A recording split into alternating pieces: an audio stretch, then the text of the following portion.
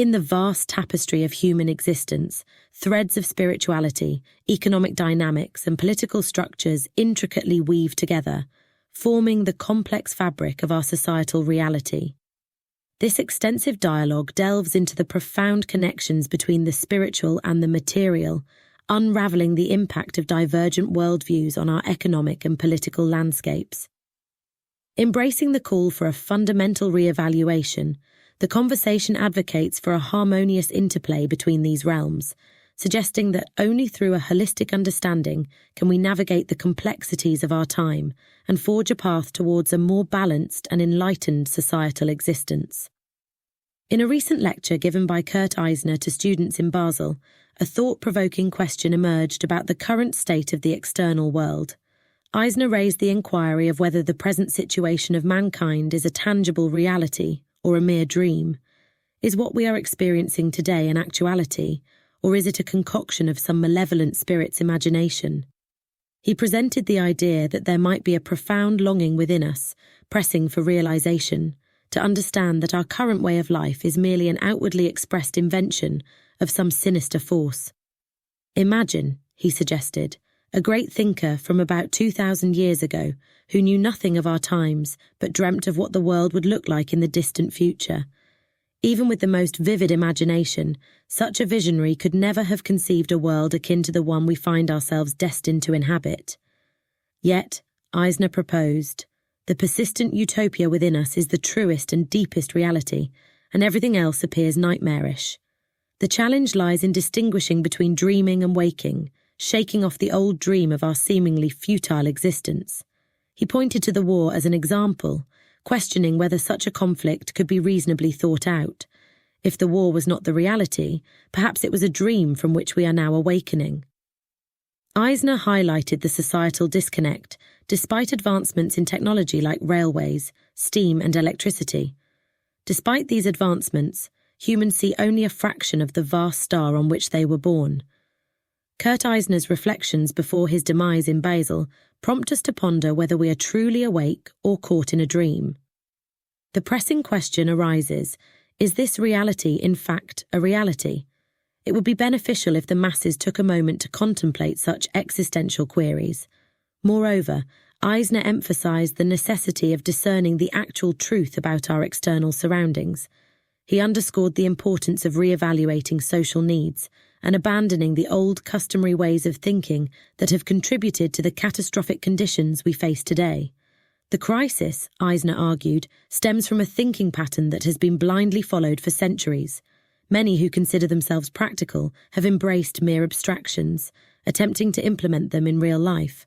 This traditional mindset, when applied to social conditions, has led to a gradual transformation of reality into unreality, an image incapable of addressing the complexities of life. In this distorted perspective, people perceive it as reality, yet lack the strength to create conditions conducive to a meaningful life. In today's context, certain truths demand emphatic recognition without bias, and anyone who confronts facts objectively must articulate them unequivocally. The external, everyday realities operating in the world clearly convey that the remedy for prevailing conditions can only emerge from impulses originating in the spiritual realm. The detachment from the spiritual world, coupled with an economic dominance indifferent to spiritual considerations, has led contemporary society into a bewildering dead end. Persisting in the belief that continuing current economic practices, which have contributed to the present global catastrophe, is a refusal to engage in critical thinking. Reflecting on the period before August 1914, there was a prevailing belief that existence had reached the pinnacle of material civilization. Life was comfortable, and travel between countries was easy for those with means. Telegraphs and telephones facilitated communication across vast distances and national borders. This was hailed as modern civilization. However, since August 1914, the reality of European civilization has undergone a drastic transformation, calling into question the nature of the life we now lead. It becomes evident upon contemplation that the ease and comfort of pre-war existence were intricately linked to the current state of affairs. In lectures given in Vienna before the war, I likened it to a carcinoma, a cancerous growth within human society. it is crucial to acknowledge that what seemed comfortable and civilized at that time harbored the seeds of our present situation. Indeed, it was characterized as an unhealthy society, prompting calls for healing through the lens of spiritual science. The period before August 1914 epitomized a society perceived as healthy and civilized, fulfilling the desires of those in privileged social positions. However, spiritual science, with its insights into the true state of affairs, deemed it an unhealthy society. Even then, it offered the anthroposophical way of thinking as a remedy. Healing, it asserted, could only be achieved by recognizing that non-spiritual perspectives were essentially forms of quackery. The dreams people entertain today must be infused with reality.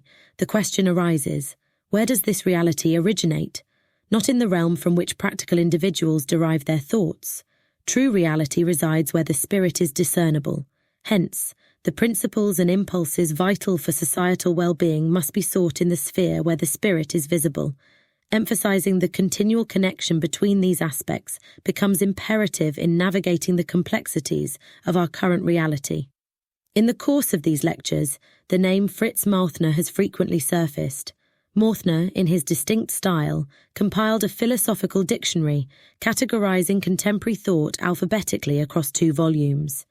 Within this philosophical lexicon, adorned with Mauthner's sharp and often acerbic criticisms, one finds a portrayal of present-day thinking.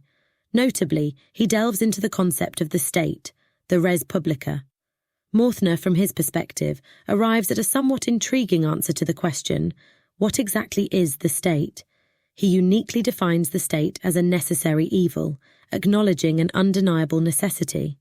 However, some individuals have come to the realization that the social structure we currently identify as the state has led us to the complex reality we find ourselves amidst. The label of a necessary evil stems from the observable negative aspects inherent in its present form.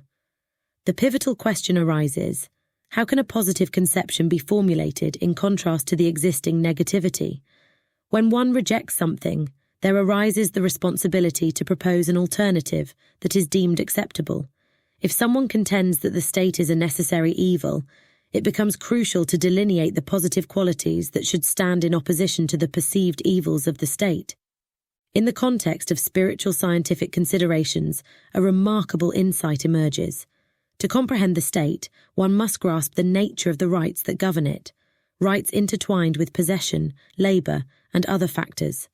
Simultaneously, the inquiry extends to identifying what this form of rights within the state can be analogized to. The recognition that the state is a necessary evil prompts a deeper exploration into the positive attributes that should ideally replace the negative aspects.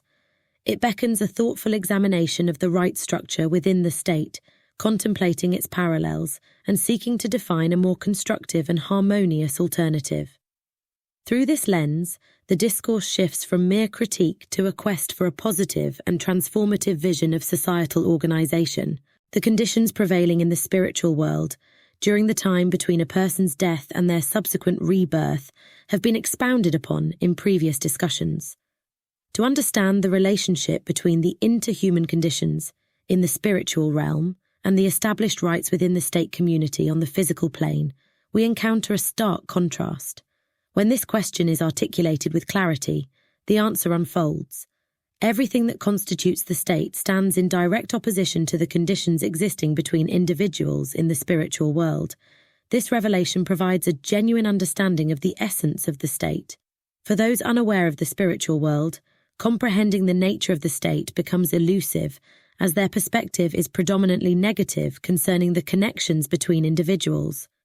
What is affirmative is the relationship that emerges between one soul and another in the spiritual realm.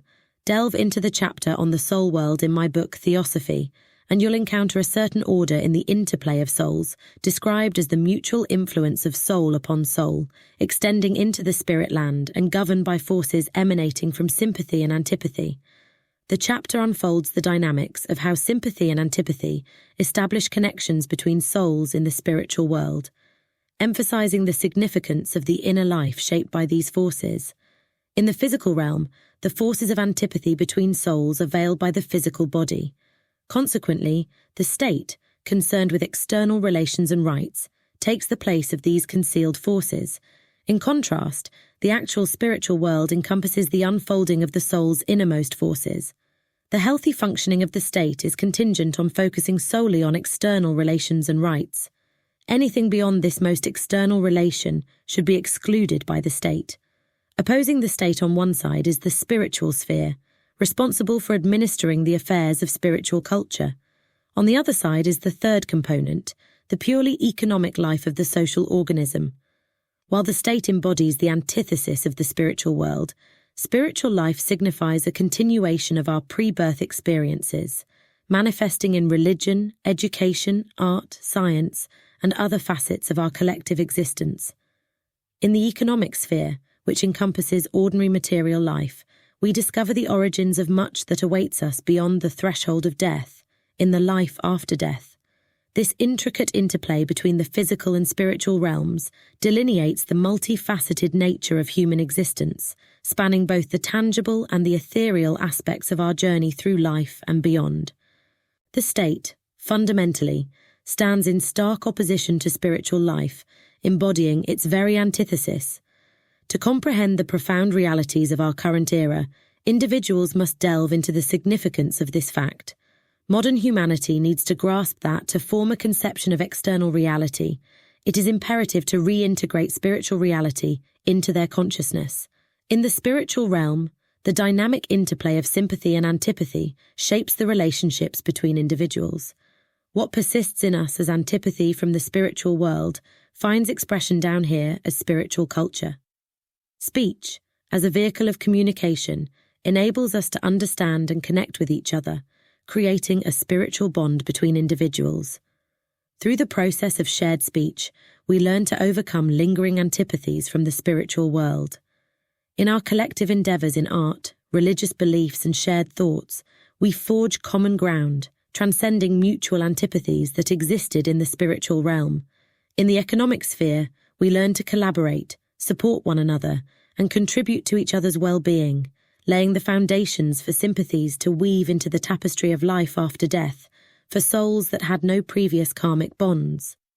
This integration of the earthly and spiritual worlds is crucial for a profound understanding of our existence. The root cause of our contemporary catastrophic times lies in the severed connection between humanity and the spiritual world, reduced for many to mere empty words. Over the last 4 centuries, the upper classes, in particular, have increasingly lost touch with the spiritual realm. Meanwhile, in the subconscious yearnings of the proletariat, there has grown an instinctive desire for something beyond the cultural, scientific, artistic, and religious offerings provided by the upper classes. When it comes to spiritual life, people find it challenging to adapt to the necessity of gradually learning a new language. There is a reluctance to abandon the familiar, as individuals cling to the old ways, thinking it still serves their purpose.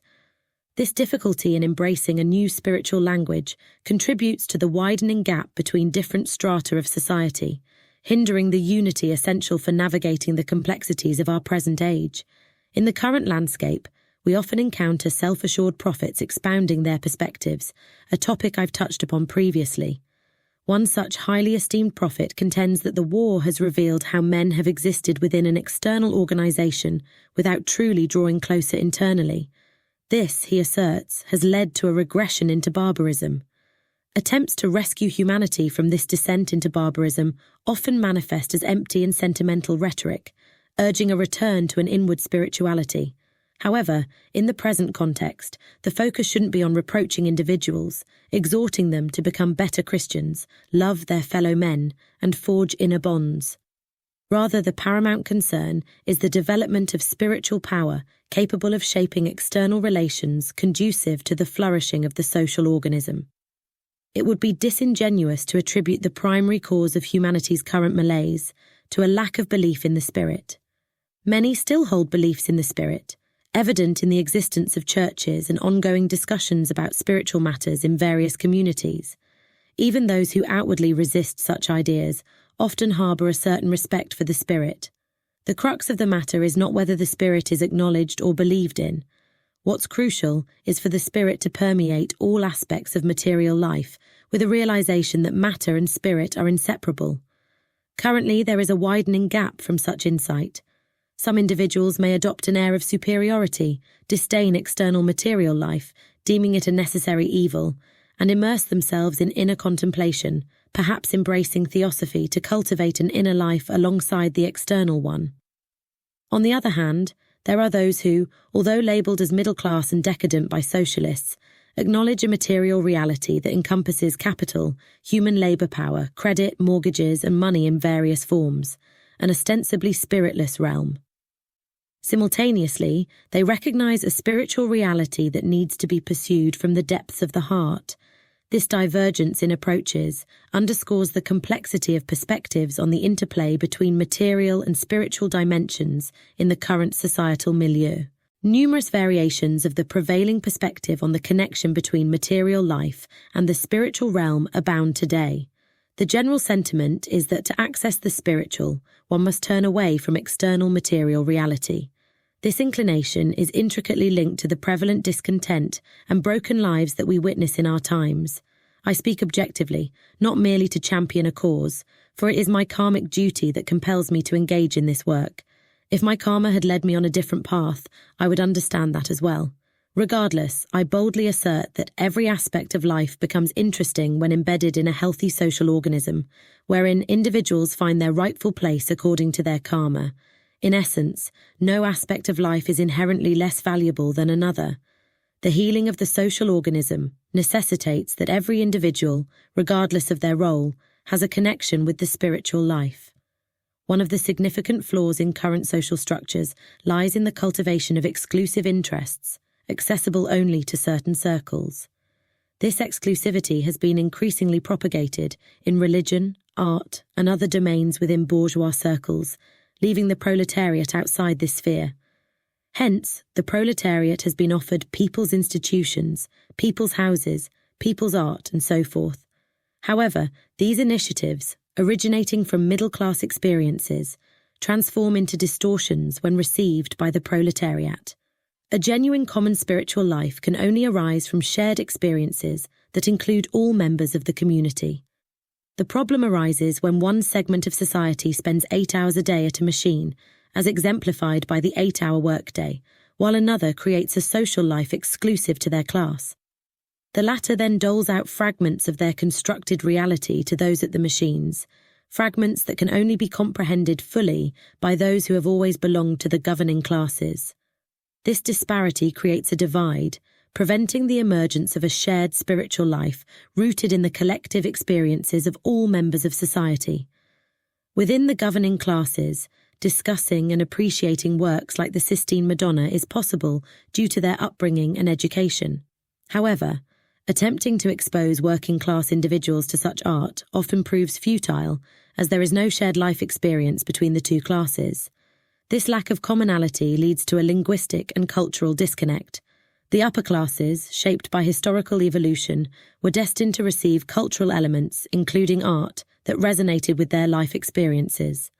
A masterpiece like the Sistine Madonna, a genuine gift for the upper classes, remains incomprehensible to others. The quest for a common language and culture necessitates efforts to establish a cultural life that transcends class boundaries. Current schools and universities fall short of fostering such a common cultural life.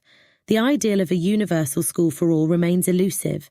A truly inclusive school must teach content rooted in the free life of the spirit, independently connected to the social organism.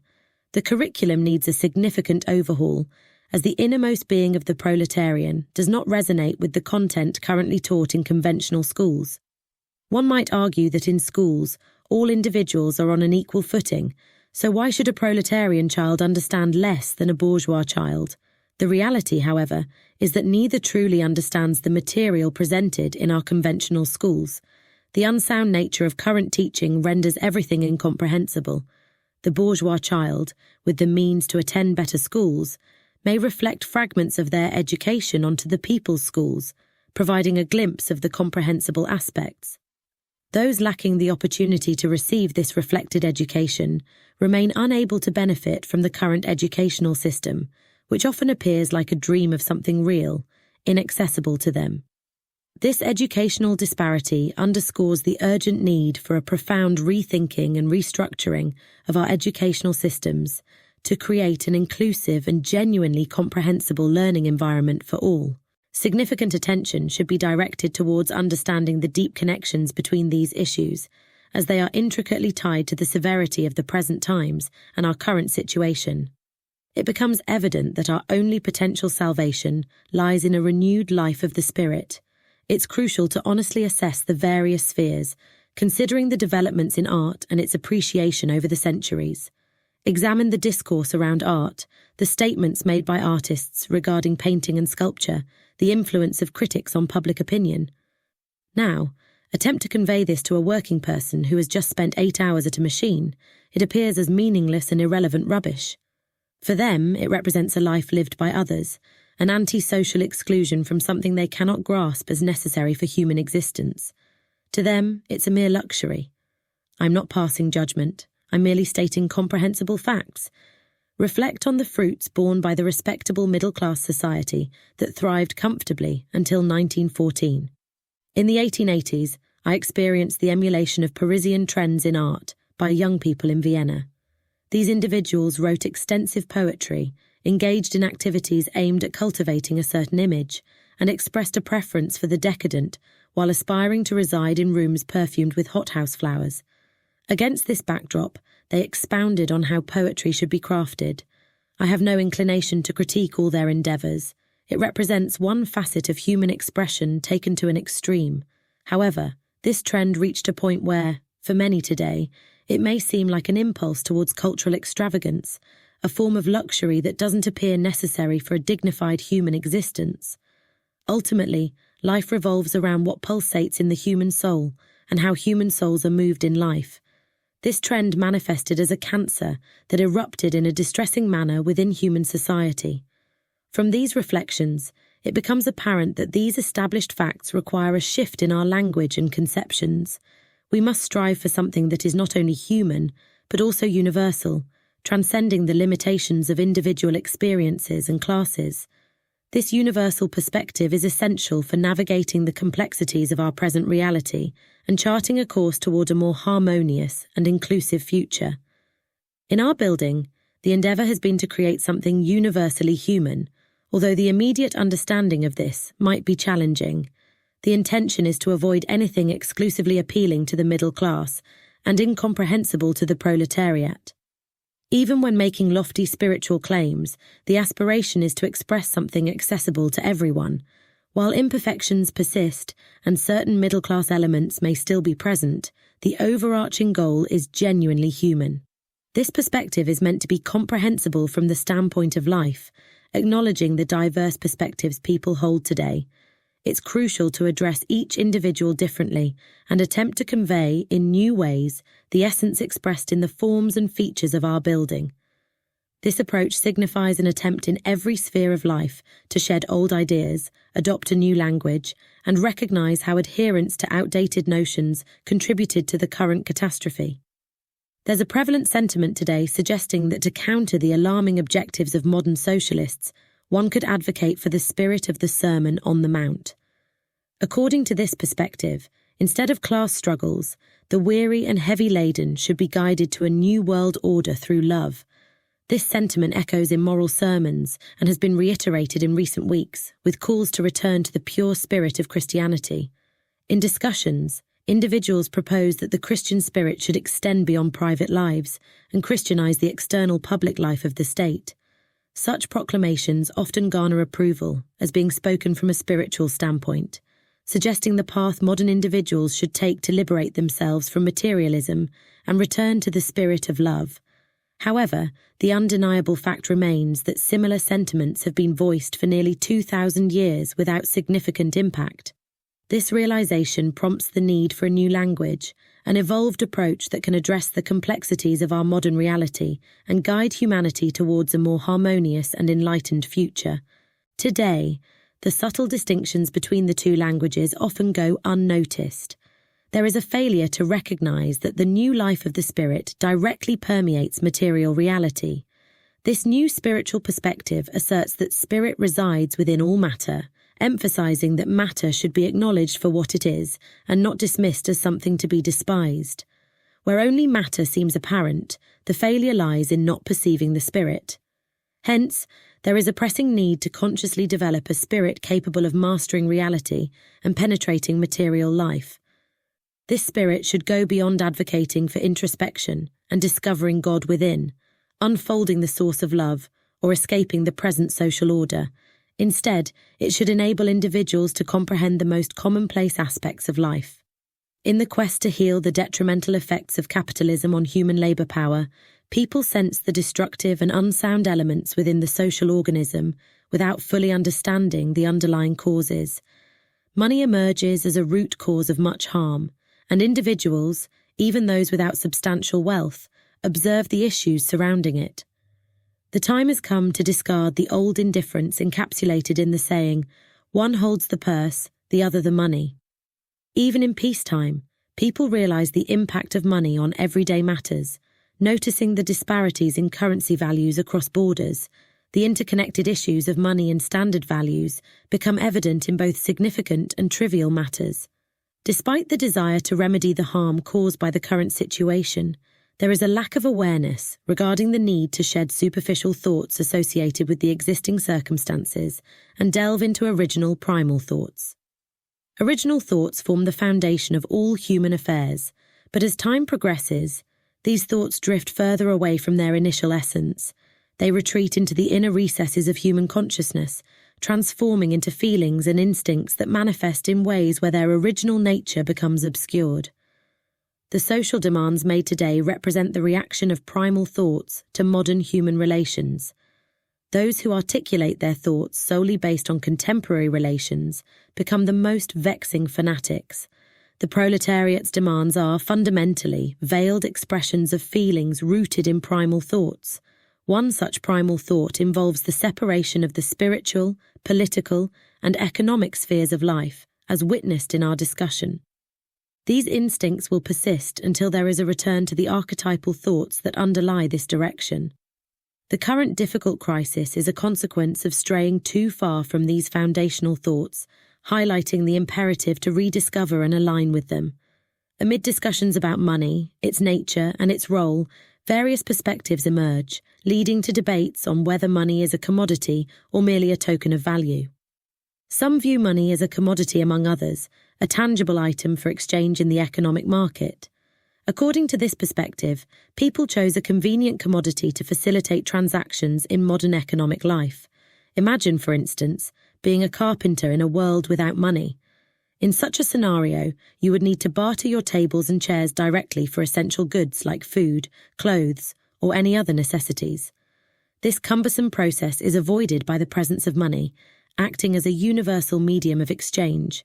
Money becomes the intermediary, allowing individuals to sell their goods and then use the acquired money to buy other goods when needed. On the contrary, there are those who argue against the idea that money is a commodity. They see money not as a physical item, such as gold, but as a substitute medium with a specific value, often marked on modern paper currency. In this view, the stamp indicating value is considered crucial, and the necessity for an equivalent amount of gold backing the currency is questioned. Some economists even propose that certain states can function with purely paper values, without the need for corresponding gold reserves. This stance challenges the traditional belief in the gold standard and suggests that under present conditions, a state can sustain its economy using paper money alone. The debate over the nature of money reflects the complexity of economic systems and the various perspectives on its fundamental role in facilitating trade and transactions. In the realm of economic perspectives, a nuanced understanding of money is crucial. Some astute individuals view money as a commodity, akin to any other tradable item, while others see it primarily as a marked symbol, detached from physical commodities. However, the reality of money in contemporary times is a combination of both these aspects. In the arena of international trade, money often takes on the character of a commodity. Its value is intertwined with the exchange of gold as a tangible item, a practice carried out between states. This practice ensures that there is a real asset, gold, backing the financial transactions between nations. Essentially, In the context of international trade, money functions as both a commodity and a representation of outstanding debt. The intervention of the state has played a significant role in shaping the nature of money. Over time, the state has transformed money into a standardized and marked entity.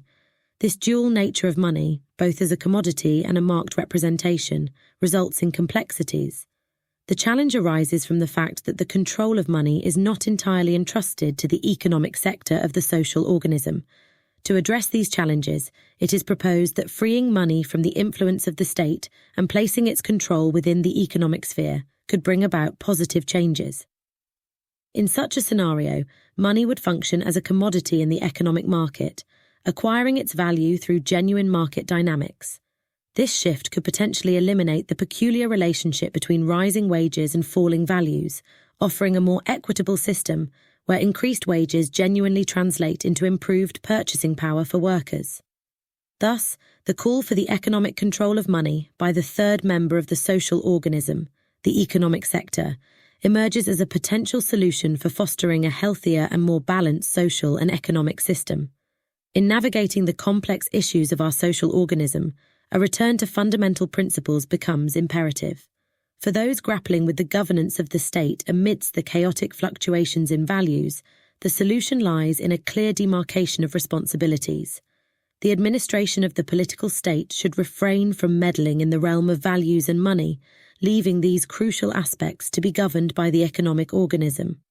It is within the economic sector that a solid foundation can be established to address the intricacies of these affairs. The essence of a healthy state of affairs lies in a return to foundational ideas, particularly the practical trinity of spiritual life, political life, and economic life. This threefold order serves as the bedrock for solving the contemporary problems that plague our world. Prior to the upheavals brought about by the war, there existed international relations between states that were influenced by the natural flow of economic life. However, the internal control exerted by states over economic affairs disrupted these relations, leading to conflicts.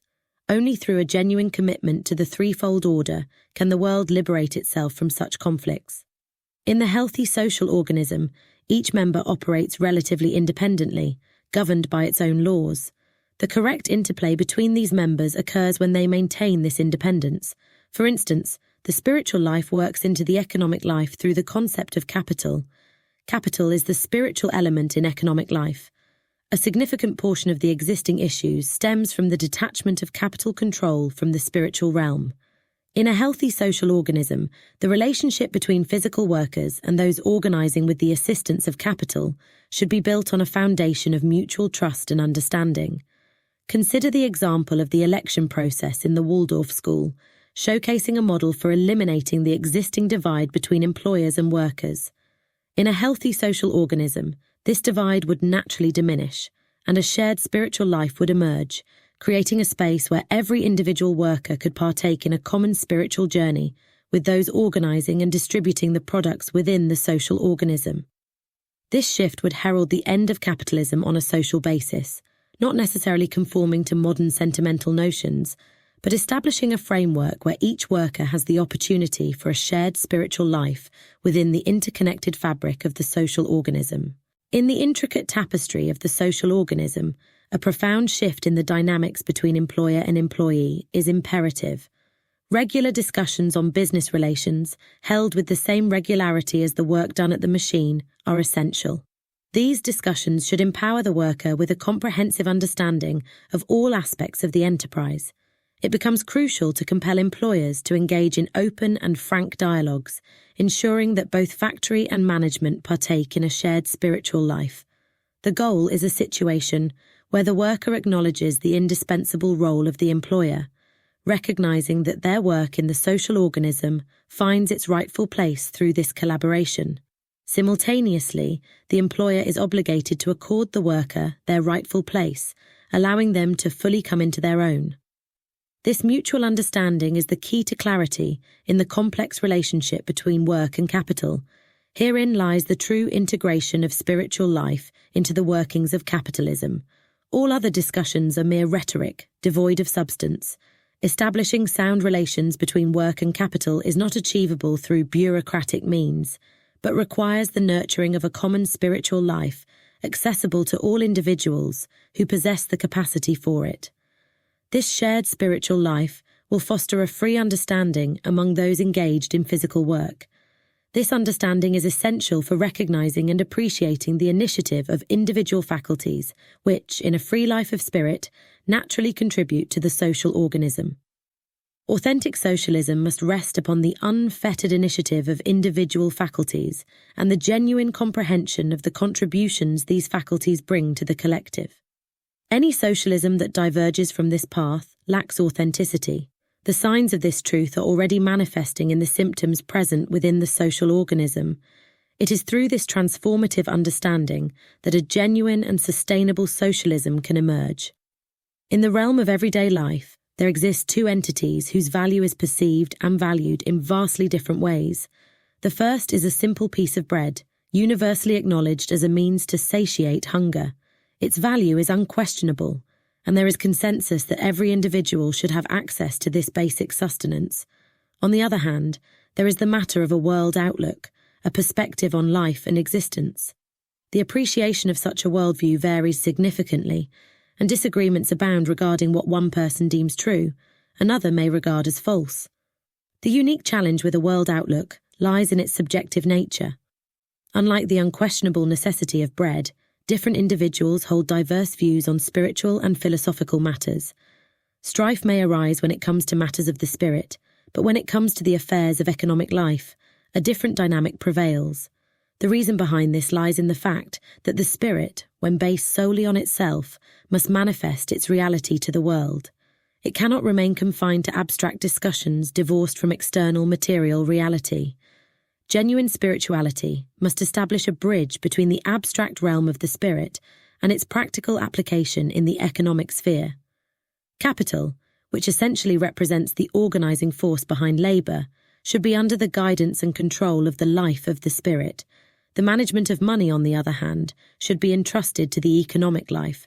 This interplay between seemingly separate entities is essential for the health of the social organism. While in the industrial context, capital is symbolized by money, the relationship between employee and employer, built on trust and the employer's role as a provider of work, is orchestrated from the spiritual realm. The equivalence of a particular commodity in terms of money is regulated by the economic life. In a healthy social organism, these elements are intricately woven into each other, akin to the interconnected systems of the human organism. This perspective allows for a deeper understanding of the intricacies of everyday life, rooted in archetypal thoughts that serve as the foundation for healing the social organism. And that's a wrap for today's learning journey. Thank you so much for joining us and experiencing all the excitement. If you had as much fun as we did, don't forget to give that like button a big thumbs up and subscribe.